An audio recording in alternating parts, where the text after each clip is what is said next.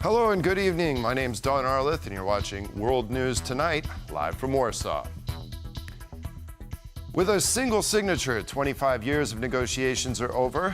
The European Union has sealed an agreement with the Mercosur countries. Who stands to gain and lose as a result of the deal? We'll have more on this in the program, but first, the latest headlines.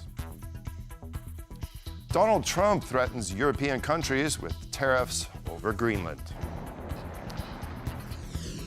Zelensky warns people are losing faith in diplomacy as peace talks are set to resume in the United States.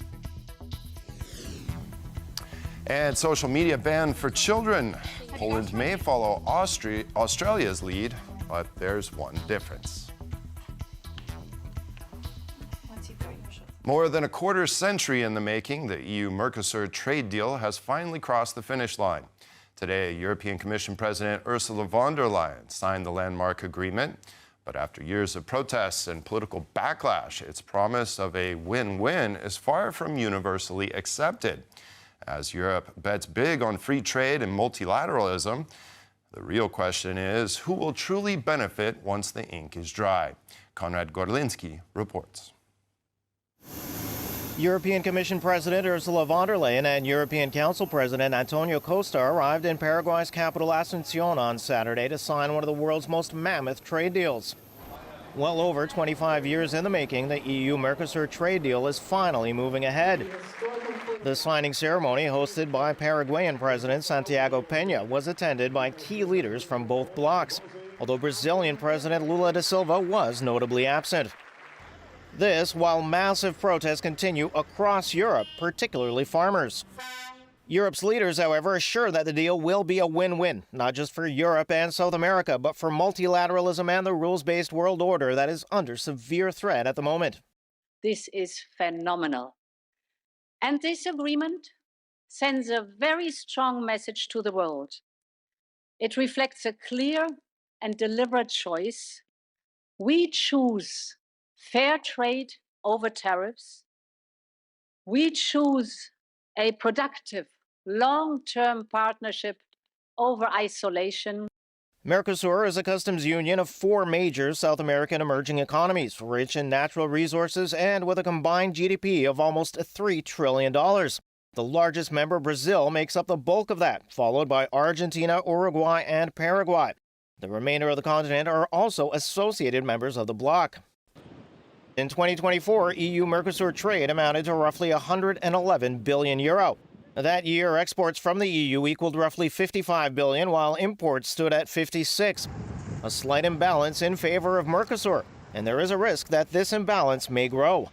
Between 2014 and 2024, the EU's imports from Mercosur grew by over 50%, while its exports only grew half that much, a trend not likely to change anytime soon. Mercosur's biggest exports to the EU were agricultural products, mineral products, and pulp and paper, 80% of which came from Brazil. The EU's top exports to Mercosur included machinery and appliances, chemicals and pharmaceutical products, and transport equipment. We'll not limit ourselves to the eternal role of commodity exporters. We want to produce and sell higher value-added industrial goods. Farmers, particularly in Poland, France, and Ireland, are worried that agricultural goods from Brazil and Mercosur will flood European markets, bringing down prices, nullifying their already tight margins, and putting them out of business. Governments assure them, however, that necessary safeguards are in place. My government has managed to introduce a safeguard clause. In fact, farmers' interests are now largely protected. Now, there are to be import quotas set on certain products and requirements on producers to meet EU fertilizer and pesticide regulations, but experts warn that this may be easier said than done. There are these, what we call the safeguard clause, the safeguard safety clauses, and the European Union said it was the good solution to avoid the pesticides to come to Europe. But actually, when you look at the World Trade Organization, there are so many rules that we have to respect, so it's not that simple. Ursula von der Leyen has allocated €45 billion in emergency funds to appease farmers for the time being. All the free trade agreements, such as this one is a classic one, are such asymmetrical in nature. So some industries win, some loses. And depending on the structure of your industry, there is different winners and losers. For Germany, which small agriculture sector and heavy industry and machinery, automotive industry and chemical, that will be winners. As Europe's trade relationship with the U.S. sours and its trade deficit with China increases, the bloc has had to make a choice. I think it's not a surprise that the European Union is seeking some new markets for European exporters because, as a bloc, as the organization, the European Union is the largest exporter in the world. The European Commission expects an estimated 39% increase in annual exports to Mercosur following the deal. For TVP World, I'm Conrad Gorlinski. Photograph of this great day. A sweeping and incendiary statement from Donald Trump has reignited tensions over Greenland, trade, and global security. Accusing Denmark and several European allies of posing a risk to world peace, Trump is now threatening escalating tariffs unless Greenland is sold to the United States. Starting on February 1st, the countries that just sent troops to Greenland will be charged a 10% tariff on any and all goods shipped to the United States. If nothing changes, on June 1st, this tariff will be increased to 25%. We have subsidized Denmark and all of the countries of the European Union and others for many years by not charging them tariffs or any other forms of remuneration. Now, after centuries, it is time for Denmark to give back. World peace is at stake. China and Russia want Greenland, and there is not a thing that Denmark can do about it. They currently have 2 dog sleds as protection, one added recently. Only the United States of America, under President Donald Trump, can play in this game, and very successfully at that. Nobody will touch this sacred piece of land, especially since the national security of the United States and the world at large is at stake. On top of everything else, Denmark, Norway, Sweden, France, Germany, the United Kingdom, the Netherlands and Finland have journeyed to Greenland for purposes unknown. This is a very dangerous situation for the safety, security and survival of our planet. There are no pressing security threats to Greenland, a group of U.S. lawmakers said just hours ago. The bipartisan delegation from the U.S. Senate met with the authorities of both Greenland and Denmark. Their visit was accompanied by mass protests against Donald Trump's expansionist policies. Alex Sumlinsky has the story. Donald Trump has repeatedly spoken of the need for the United States to take over Greenland. The reason? National security. We are going to do something on Greenland, whether they like it or not, because if we don't do it, Russia or China will take over Greenland. Now a delegation of American senators is in Denmark, arguing contrary to the American president's assertion that Greenland is safe. There are no pressing security threats to Greenland, but we share real concern about Arctic security going forward.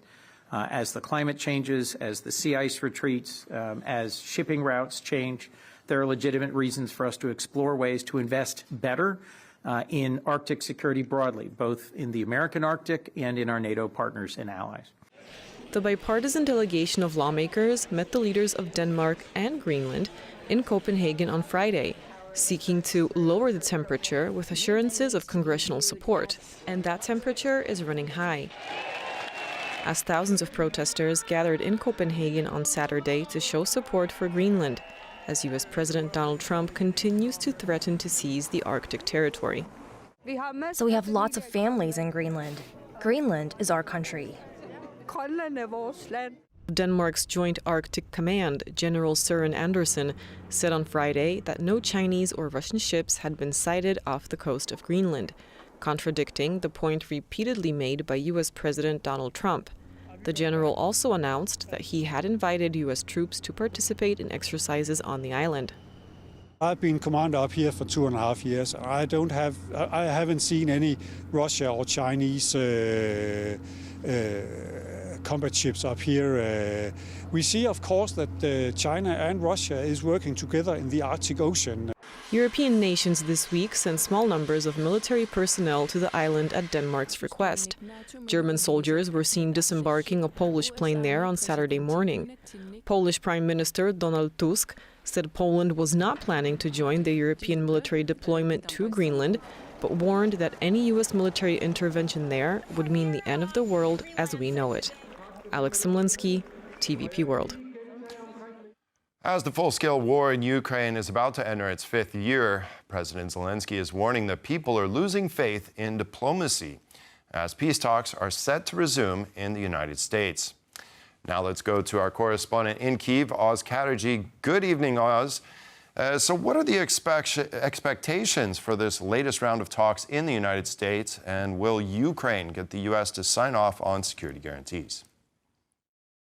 Well, this is the big question. The Ukrainians are heading, they've arrived in the United States for further consultations on what those security guarantees would entail. The Ukrainians say they're ready to sign a deal with the Americans. Now, this delegation headed by Kyrylo Budanov, Zelensky's new Chief of Staff, Rustem Umerov, head of the National Security Council, and David Arakhamia, chair of the Servant of the People party, that's Zelensky's ruling party here in Ukraine, heading to America for talks with the delegation, including Steve Witkoff, Jared Kushner, and U.S.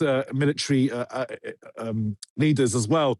So talks really focused on the security guarantee aspect of this, but there are still big question marks over what this deal would entail if it is signed from the Ukrainians, and what it would entail if the Russians were to sign it, particularly those question marks about nuclear power, the Zaporizhzhia nuclear power plant, and also the situation, the status of the Donetsk and Luhansk regions that Russia wants Ukraine to withdraw from in its entirety. Ukrainians still not wanting to do that. Recent polling also in Ukraine show that a majority of Ukrainians would oppose such a move, even if U.S. security guarantees were to be offered to Ukraine in exchange for those territories. Now, President Zelensky released a statement on Saturday about those talks. Here's what he had to say. Today, the Ukrainian delegation is already in the United States. Rustem Umerov, Kyrylo Budanov, and David Arakhamia. Closer to evening, Kyiv time, I expect the first reports on the meetings. The main task of the Ukrainian delegation is to provide reliable information on current events and the impact of Russian strikes. Among the consequences of this terror is the discrediting of the diplomatic process. People are losing faith in diplomacy, and Russian attacks constantly reduce even the limited opportunities for dialogue that existed so far. The American side must understand this. Progress is also needed on the documents that were being prepared. Now, on the domestic front, Ukraine is still experiencing that state of emergency when it comes to power. More troublingly, Andrei Sybiha, the country's foreign minister, has warned that Ukraine has received intelligence that Russia is planning more large-scale attacks against Ukraine's energy infrastructure, but critically, energy infrastructure which powers Ukraine's remaining nuclear power plants, which risks a meltdown and cutting Ukraine off from vitally needed electricity supplies in the country. So another worrying sign on the cards potentially in the coming days. Back to you, Don. All right, Oz Chatterjee reporting there from Kyiv. Thank you for the update. Rumors of low morale and mass desertion have overshadowed Ukraine's war effort for many months now. But now, for the first time, the government is putting numbers to the crisis. Newly appointed Defense Minister Mikhailo Fedorov has revealed a staggering manpower shortfall that threatens the front lines. The question is no longer whether Ukraine has a problem, but how much time it has to fix it. Anastasia Yanchenko has the details. Зачем ви таке робите? Ви що робите, люди? Rumors of low morale and high desertion have long circulated, but newly appointed Defense Minister Mikhailo Fedorov is the first Ukrainian official to reveal the full scale of the problem. I don't want to be a populist, I want to be realistic. The Ministry of Defense I'm taking over has a deficit of €6 billion, with 2 million Ukrainians wanted by the authorities and 200,000 absent without leave. Ukrainian men aged 25 to 60 are eligible for military service. Since the start of the full-scale war, thousands have fled abroad, many illegally. Of the roughly 3.7 million men of conscription age remaining in Ukraine, voluntary enlistment accounts for just 10%. The enemy is advancing precisely due to a shortage of personnel, especially in infantry units. Experts say the situation is also warranted by August's easing of travel restrictions, which allowed men 18 to 22 to leave the country. Around 100,000 have done so since. It was a major mistake to open the borders for 18 to 22-year-olds, as this group consists of young men dependent on their parents and encouraged to leave the country, with the majority not planning to return. Desertion has surged from about 200 cases a month in 2023 to roughly 2,700 in 2025. To fill manpower gaps, Ukraine mobilizes around 30,000 troops monthly, but the process has become increasingly controversial. Reports of forced conscription known as bussification have raised serious questions about fairness and legality. There are basically no good solutions here. The question on the scales is, who suffers more? The one who's being detained or the infantryman who can't leave his position?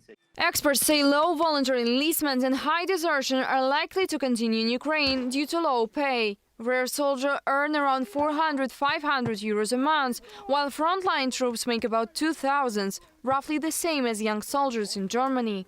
By contrast, Russia has mobilized more than 400,000 personnel in 2025 alone, thanks to high financial incentives. The war will not end tomorrow or even in the next few months. To attract the 2 million people Fedorov has spoken about, Ukraine must offer them the opportunity to earn 5 to 10 times more, along with proper financial support and benefits.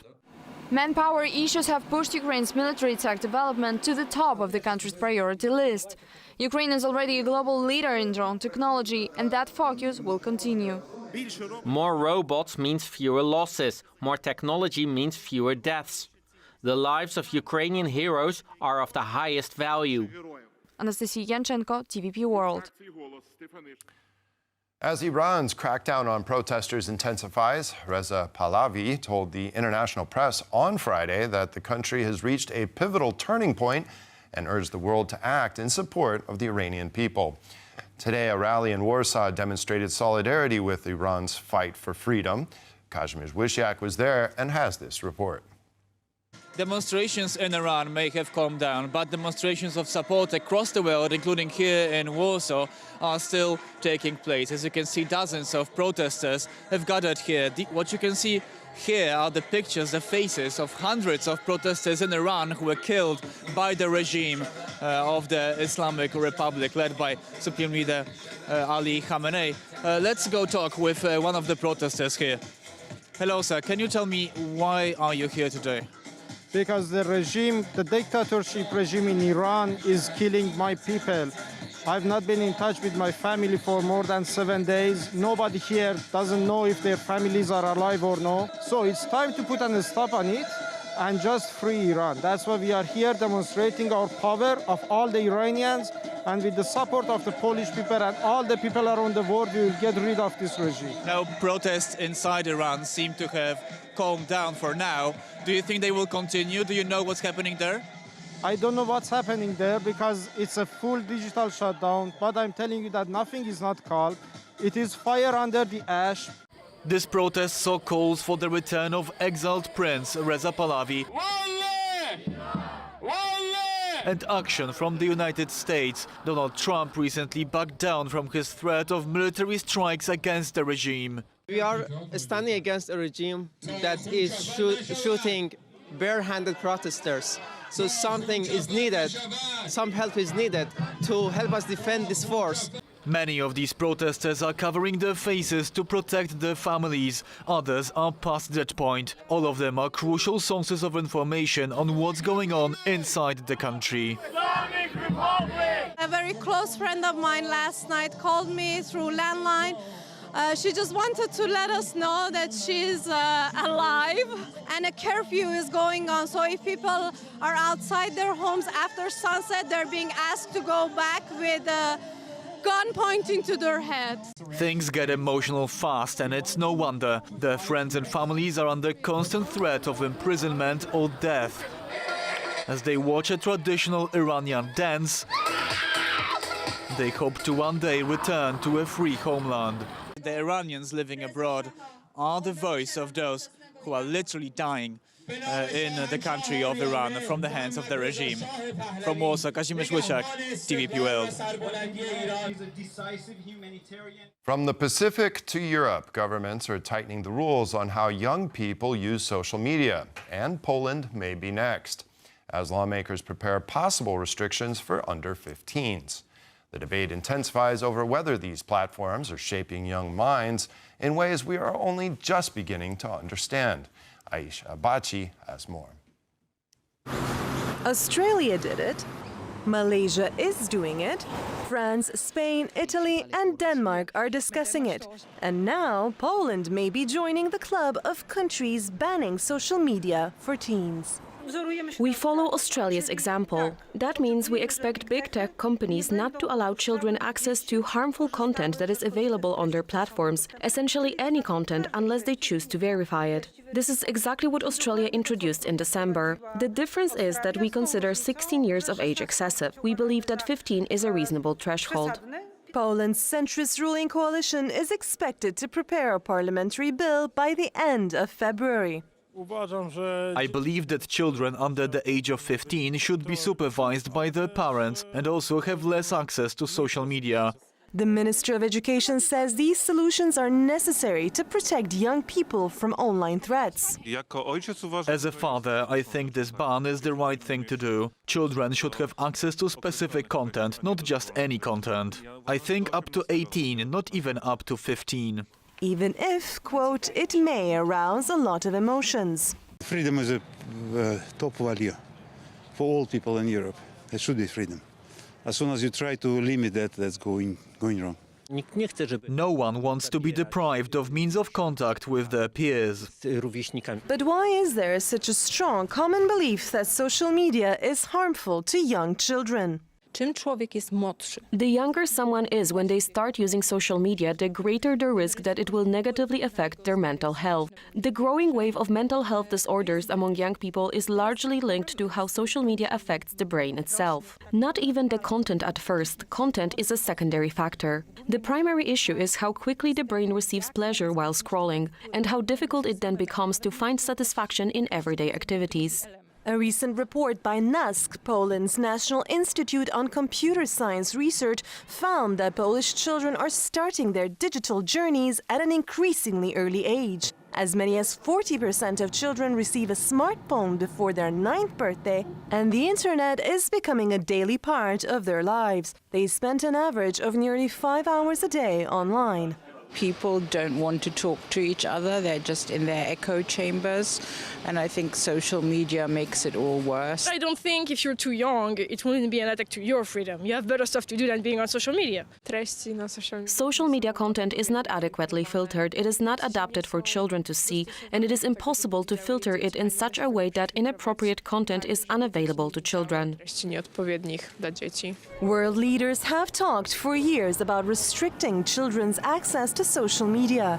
Now the talk is crystallizing into action. For TVP World, I'm Aisha Badja. As freezing temperatures persist, Ukraine endures a major energy crisis after Russian strikes left tens of thousands in Kyiv without power, heat, or water. While services are gradually being restored, emergency imports are set to increase. Meanwhile, a Ukrainian delegation has departed for the United States to meet with Witkoff and Kushner, aiming to secure a binding U.S. security guarantee. Now joining us here to discuss the latest concerning Ukraine and more is Roland Freudenstein, co-founder of the Brussels Freedom Hub. Hello, sir, and thank you so much for joining us on World News Tonight. Good evening. Thanks for having me. Yes, now, Ukraine is facing one of its worst energy crises yet due to the Russian attacks, and authorities are warning of more Russian attacks on the energy grid. Do you believe that if this continues at this pace, that we could see a total collapse in some areas of the Ukrainian energy grid? And what would this do to the morale and the people of Ukraine? It's very difficult to predict. I mean, until this winter, Ukraine has been absolutely remarkably resilient, you know, reacting flexibly, repairing infrastructure, having generators, small mobile generators and all this. It seems like this winter is different, but honestly, I can't really imagine that Ukraine and its resilience and its will to defend its freedom and its existence is faltering now. There is a limit to what Russia can politically achieve with these attacks. I think it strengthens the resolve of the Ukrainians. Kyiv has run out of air defense missiles, leaving critical infrastructure vulnerable to attack. President Zelensky has announced a major air defense package, but without disclosing where the package came from. Is the U.S. slowly moving away from even supplying weapons to Ukraine, even if Europe pays for them? And can Europe fill that void? Well, that's the big fear now also in the latest Greenland crisis between the Europeans and the US. But I really have to emphasize that there are formidable domestic obstacles to Trump completely withdrawing support from Ukraine. I think in that case, he would have not only the Democrats in Congress acting against him, but actually some of his own people. We've seen that over the last couple of months, and that is something Trump has to reckon with. So I don't see him taking this decision as yet. According to President Macron, France now supplies Kyiv with 75% of its intelligence, which was primarily supplied by Washington. Is this maybe proof that Europe can increase its military capabilities in a faster time frame than previously thought? Well, intelligence is one thing. Military hardware is something different.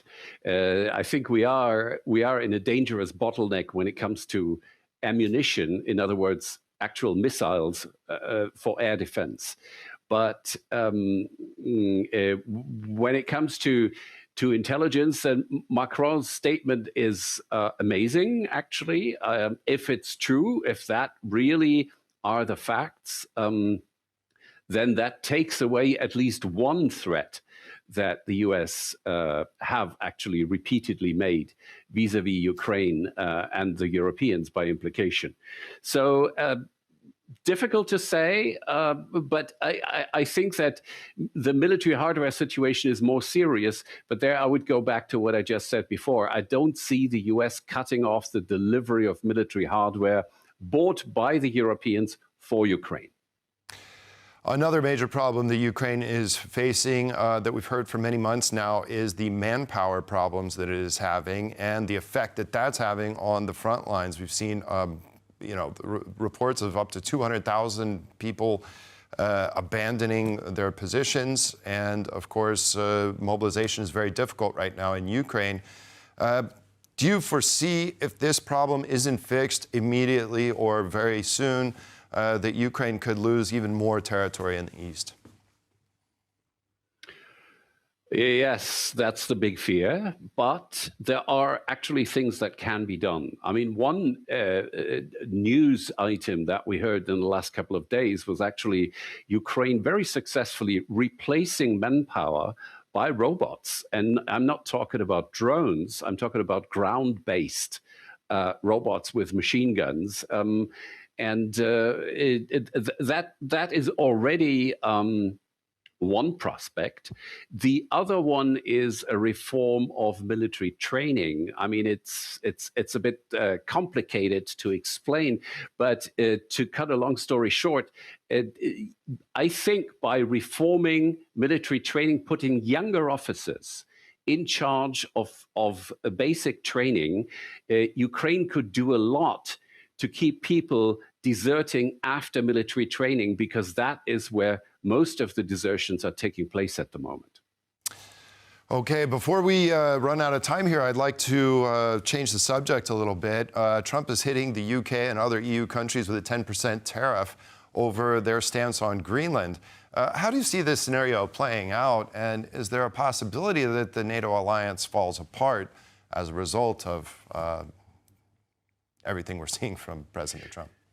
Yeah, I mean, again, this is the big fear at the moment in Europe. I believe that the transatlantic crisis over Greenland is the biggest immediate concern at the moment in Brussels.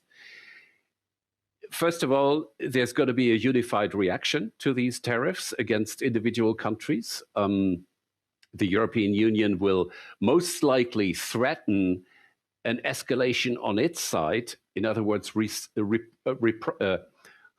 they want to respond in kind with their own tariffs against the US if the US tariffs are actually enacted. So far, we only have announcements. Second, what's happening is that Norway and the UK are completely on the side of the other Europeans. In other words, this is the European Union plus. Trump is actually undoing Brexit in a way.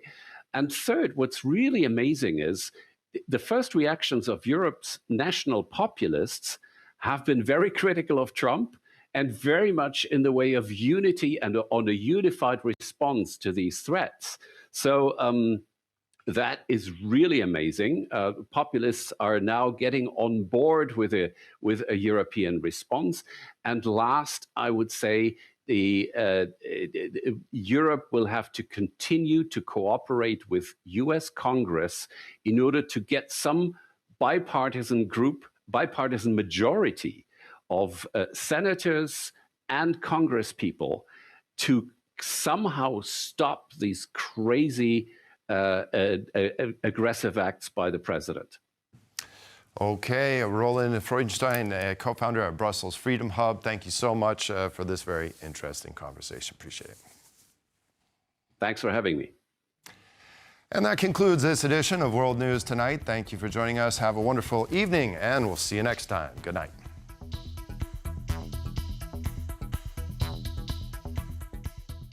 The chaos behavior of US has disturbed all the nations all over the world.